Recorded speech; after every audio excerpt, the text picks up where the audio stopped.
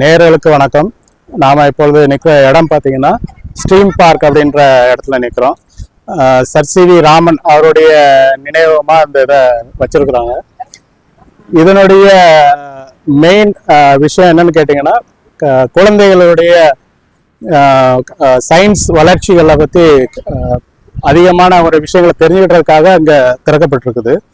இந்த sir CV. Raman stem பூங்கா மத்திய மற்றும் மாநில அரசுகளின் கூட்டு திட்டமான ஸ்மார்ட் சிட்டி அப்படின்ற நிதியின் கீழே கட்டப்பட்டது. திட்ட மதிப்பு சுமார் 14.90 கோடி ரூபாய் அப்படின்னு சொல்லப்படுது. இதனுடைய இது வந்து பார்த்தீங்கன்னா திருச்சி மாநகராட்சியால் செயல்படுத்தப்பட்டு பராமரிக்கப்படுகிறது. ஸ்ரீரங்கம் யாத்ரி நிவாஸ் அருகில் கொள்ளிடம் ஆற்றின் கரையோர பகுதியில் இது அமைந்துள்ளது. மத்திய மற்றும் மாநில அரசுகள் சரிபாதி நிதி பங்களிப்புடன் மாணவர்களின் அறிவியல் மற்றும் தொழில்நுட்ப அறிவை மேம்படுத்துவதற்காக இந்த பூங்கா அமைக்கப்பட்டுள்ளது. இதில் மினி கோளரங்கம், அறிவியல் உபகரணங்கள் மற்றும் மாணவர்களுக்கான விர்ச்சுவல் ரியாலிட்டி வசதிகளும் உள்ளன. பராமரிப்பு எடுத்துக்கிட்டோம் அப்படின்னா, இந்த பூங்காவை வந்து திருச்சிராப்பள்ளி மாநகராட்சி நேரடியாக பராமரித்து வருகிறது. பூங்காவின் தூய்மை பாதுகாப்பு மற்றும் தோட்ட பராமரிப்பு பணிகளுக்காக தனியார் ஒப்பந்ததாரர்கள் மூலம் பணியாளர்கள் நியமிக்கப்பட்டு நுழைவு கட்டணமாக பெரியவர்களுக்கு 20, சிறியவர்களுக்கு 10 வசூல் பண்ணுறாங்க.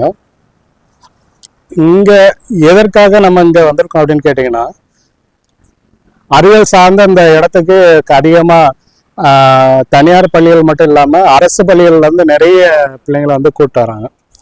அவங்களுக்கும் இங்கே வந்து பணம் வசூல் பண்ணப்படுது. மக்களுடைய வரிப்பணத்தில் கட்டப்பட்டு மக்கள்கிட்ட பணம் வசூல் பண்ணுறாங்க. அது ஒரு பக்கம் இருந்தாலும் ஏழை பிள்ளைகள்கிட்டையும் வந்து பணம் வசூல் பண்ணி தான் உள்ள போய் பார்க்கணும் அப்படின்ற ஒரு சூழ்நிலை இருக்கிறதுனால நிறைய ஸ்கூலில் வந்து கூட்டு வரமாட்டேன்றாங்க. ஏன்னா அதிகப்படியாக அது வந்து டீச்சர்ஸினுடைய கையில் இருந்து தான் அந்த பணங்களை வந்து போட்டு கொண்டு வரணும். அதே மாதிரி அந்த பிள்ளைங்களை கூட்டிகிட்டு வரணும் அப்படின்னாலும் அவங்களுக்கு அந்த வாகன செலவுகள் இது போன்ற செலவுகள்லாம் வந்து நிறைய இருக்குது.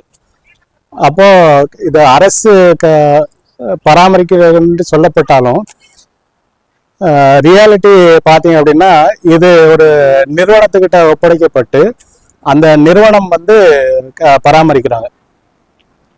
அந்த நிறுவனத்துக்கிட்ட நீங்கள் எந்த விஷயமுமே பேச முடியாது.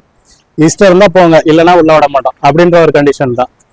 அதே மாதிரி நிறைய சமயங்களில் பார்த்தீங்கன்னா கிட்டத்தட்ட நாங்களே ஒரு 2 டைம் ஜேசியை வந்து பார்க்குறதுக்கு போயிட்டு வந்தோம். அவரை பார்க்கவே முடியல. இது சம்மந்தமாக அவங்களுக்கு தொலைபேசி மூலமாக நம்ம அழைப்பு எடுத்தாலும் கூட அவங்க அந்த அழைப்புகளை வந்து ஏற்கிறது இல்லை. இந்த மாதிரி நிறைய பிரச்சனைகள் இருக்குது. இது வந்து அரசு அதிகாரிகளுக்கும் அரசு துறைக்கும் வந்து இந்த செய்தியை கொண்டு செல்வது நோக்கத்துக்காக தான் இங்கே நம்ம இப்போ வந்திருக்கிறோம்.